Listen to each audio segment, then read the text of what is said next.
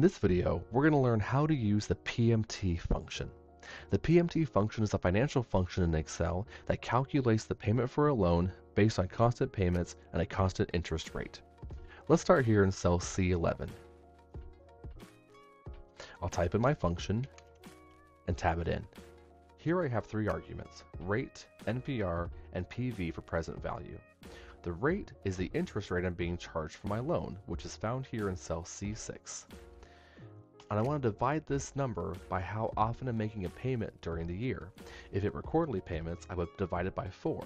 If it were monthly payments, which is what I want, I will divide it by 12. Comma. Next is the NPR. This is the number of payments I'm making for my loan total.